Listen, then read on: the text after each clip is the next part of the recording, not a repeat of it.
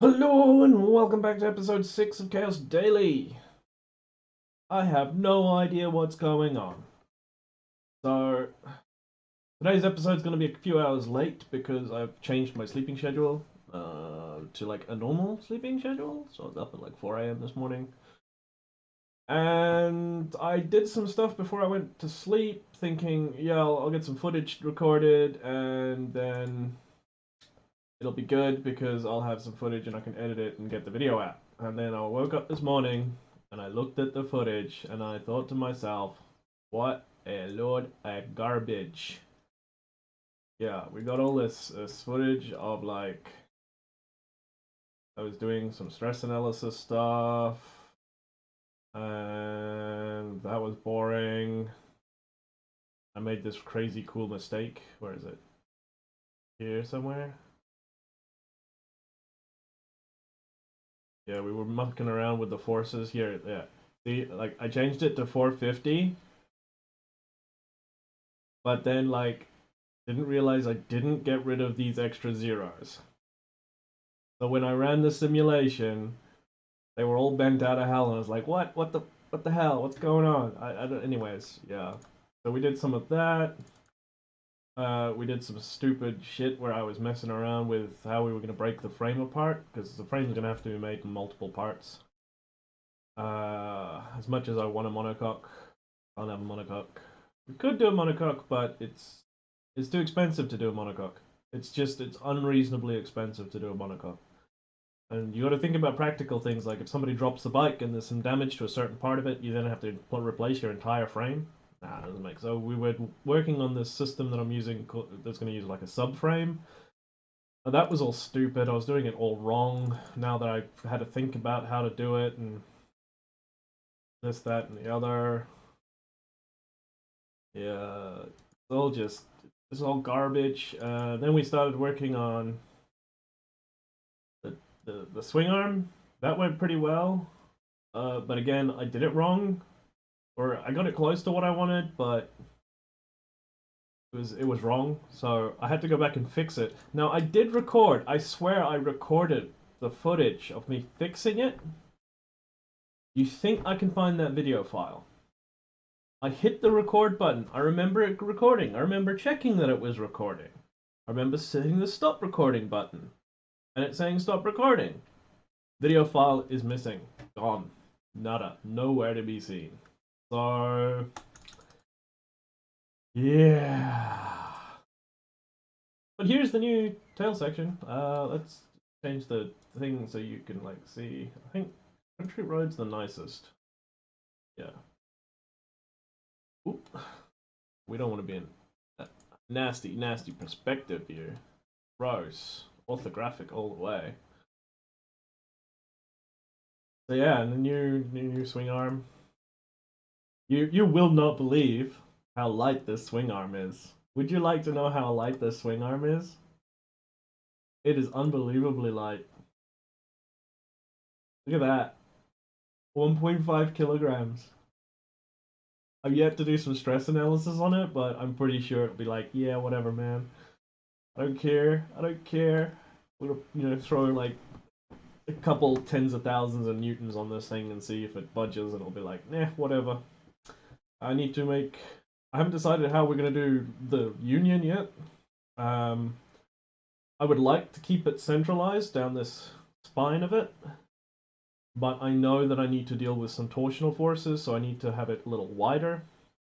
I'm thinking bringing a wider section off of here as well, so we make like a cross coming off here, and then the suspension will be mounted off of a piece that comes off up here. Suspension comes in here. Same with the front; it'll come inside here like that. Whatever. Cool. So what are we gonna do today? Because I've sort of done stuff, edited the coloring on that heatsink. I don't know. Like this episode's just all over the place. I've got no idea what's going on. Uh, I suppose I could show you some of the stress analysis stuff, since it is kind of cool. Yeah, where would we go for that? Manage environment.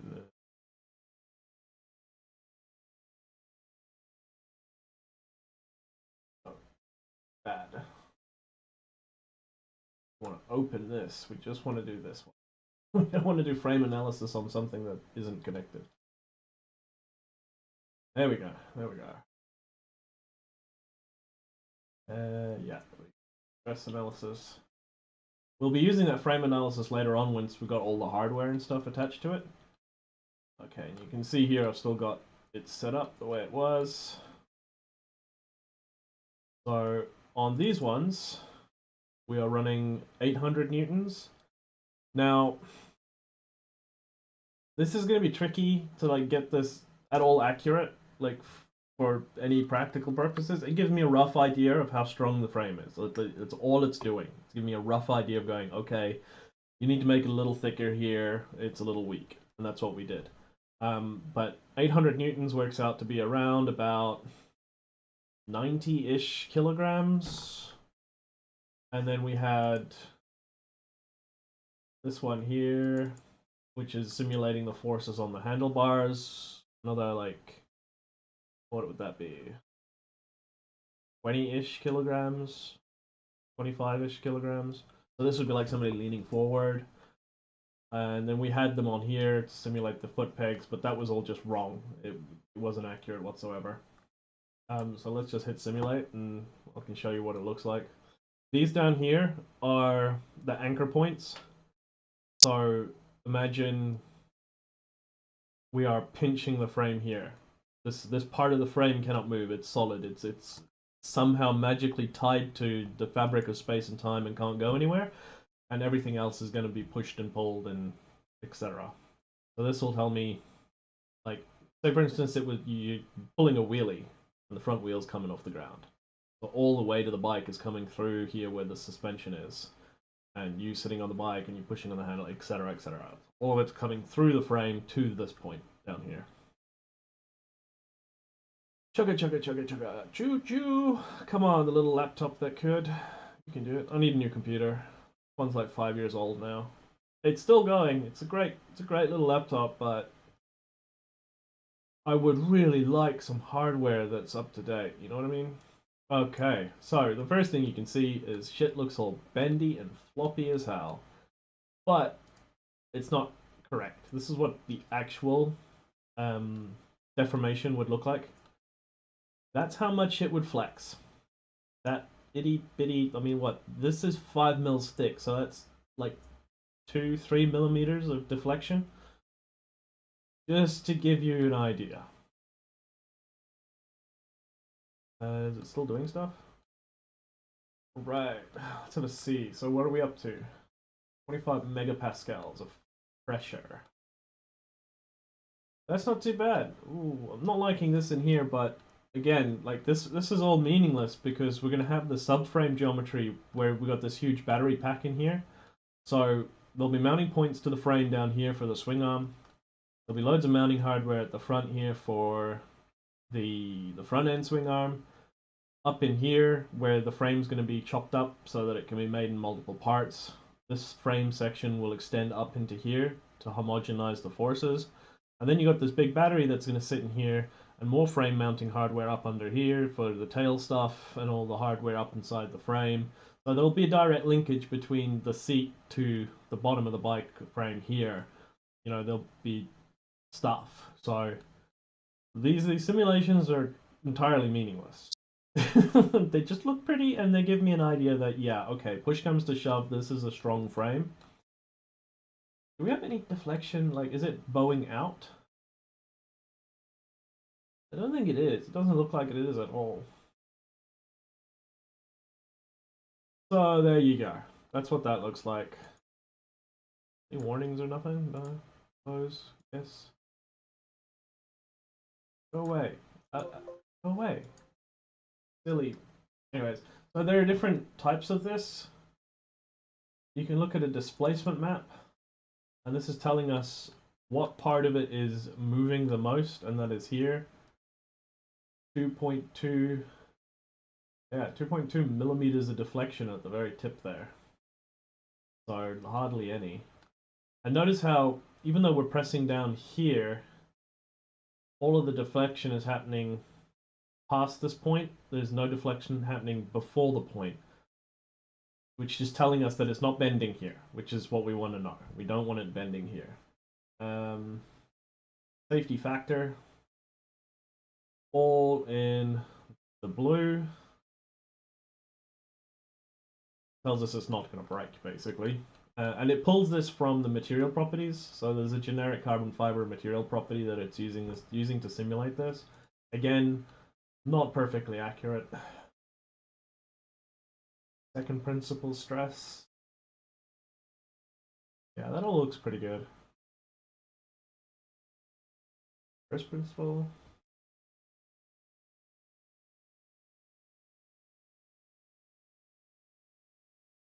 And the fact that I'm seeing this in here is a good sign. It means that the forces are being distributed correctly the way I was expecting. You know, I had a theory in my head, and my theory is being proven correct, so that's good. And all of this is distributing correctly. A little worried about this.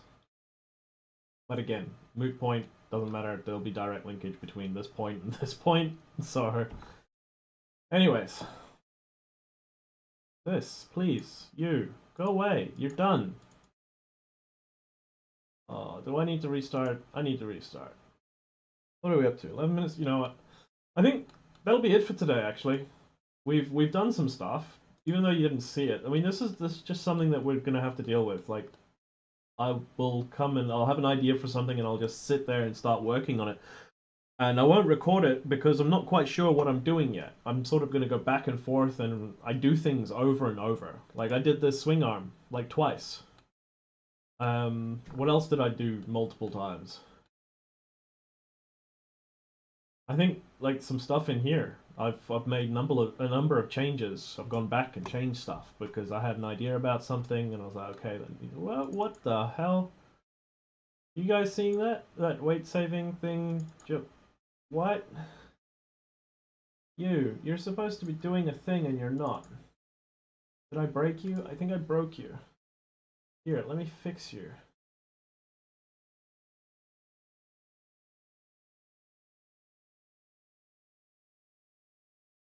Wow. It's just sitting there. Like, what the hell? Go away. Anything else break? It doesn't look like it.